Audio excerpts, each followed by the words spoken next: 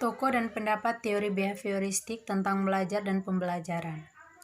Aliran behavioristik yang lebih bersifat elementaristik memandang manusia sebagai organisme yang pasif, yang dikuasai oleh stimulus-stimulus yang ada di lingkungannya. Pada dasarnya, manusia dapat dimanipulasi tingkah lakunya, dapat dikontrol dengan jalan mengontrol stimulus-stimulus yang ada dalam lingkungannya. Tokoh-tokoh penting yang mengembangkan teori belajar behavioristik dapat dijelaskan sebagai berikut. 1. Thorndike. Teori koneksionisme yang dipelopori oleh Thorndike memandang bahwa yang menjadi dasar terjadinya belajar adalah adanya asosiasi antara kesan panca indera dengan dorongan yang muncul untuk bertindak. Ini artinya teori behaviorisme yang lebih dikenal dengan nama contemporary behaviorist ini memandang bahwa belajar akan terjadi pada diri anak jika anak mempunyai keterkaitan terhadap masalah yang dihadapi. 2. Pavlov. Konsep teori yang dikemukakan oleh Ivan Petrovich Pavlov ini secara garis besar tidak jauh berbeda dengan pendapat Thorndike.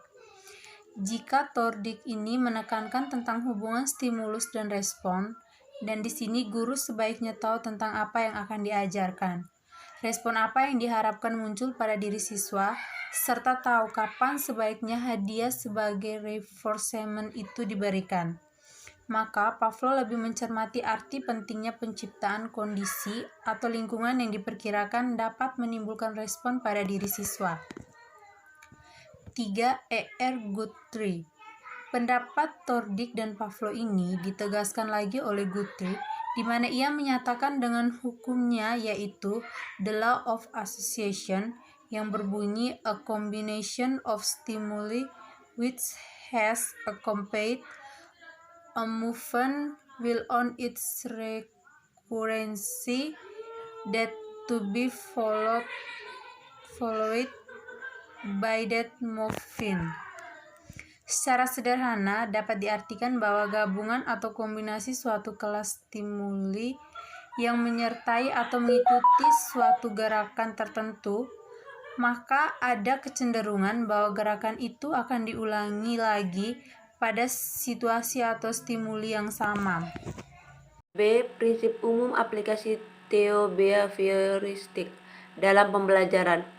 Menurut Mungkinan, dalam kurun 1997.223 beberapa prinsip tersebut adalah: teori ini beranggapan bahwa yang dinamakan belajar adalah perubahan tingkah laku.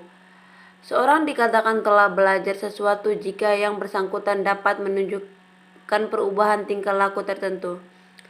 Teori ini beranggapan bahwa yang terpenting dalam belajar adalah adanya stimulasi dan respons, sebab inilah yang dapat diamati.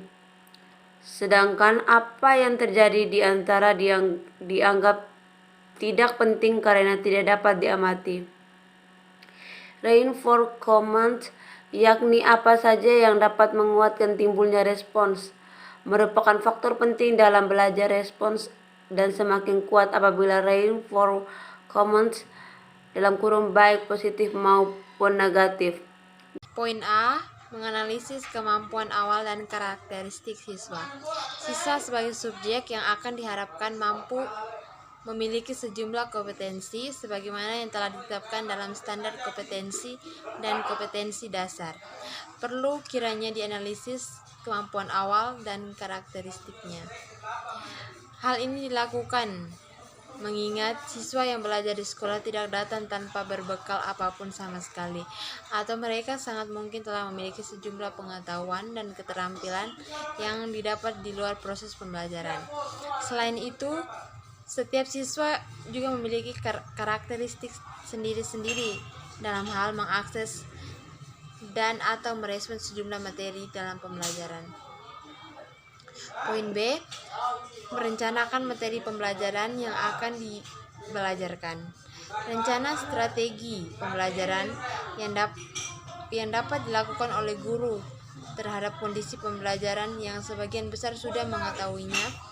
Materi ini dilakukan pembelajaran dalam bentuk kokurikuler atau siswa diminta untuk menelaah dan memahami serta membahas di rumah atau dalam kelompok belajar, lalu diminta melaporkan hasil diskusi dalam kelompok tersebut. Sedangkan terhadap sebagian besar pokok materi pembelajaran yang tidak dan belum diketahui oleh siswa, pada pokok materi inilah yang akan dibelajarkan secara penuh di dalam kelas. Yang ke-C, teori belajar sosial Albert Bandura. Teori pembelajaran sosial merupakan perluasan dari teori belajar perilaku yang tradisional atau behavioristik. Teori pembelajaran sosial ini dikembangkan oleh Albert Bandura pada tahun 1986. Teori ini menerima sebagai besar dari prinsip-prinsip teori-teori belajar perilaku, tetapi memberi lebih banyak penekanan pada efek-efek dari isyarat-isyarat pada perilaku dan pada proses-proses mental internal. Penerapan teori belajar sosial Albert Bandura dalam proses mengajar di sekolah. Teori belajar sosial Albert Bandura memaknai bahwa peserta didik memiliki sifat yang pertama, intensionalitas.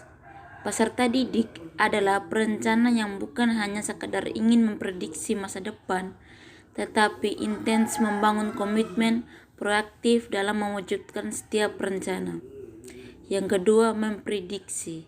Peserta didik memiliki kemampuan mengantisipasi hasil tindakan dan memilih perilaku mana yang dapat memberi keberhasilan, yang perilaku yang mana untuk menghindari kegagalan. Yang ketiga, reaksi diri. Peserta didik lebih daripada sekadar berencana dan merenungkan perilaku ke depan, karena manusia juga sanggup memberikan reaksi diri dalam proses motivasi dan meregulasi diri terhadap setiap tindakan yang dilakukan. Yang keempat, refleksi diri. Peserta didik adalah makhluk yang dilengkapi dengan kemampuan merefleksi diri, membentuk kepercayaan diri dari manusia bahwa manusia sanggup melakukan tindakan yang akan menghasilkan efek yang diinginkan.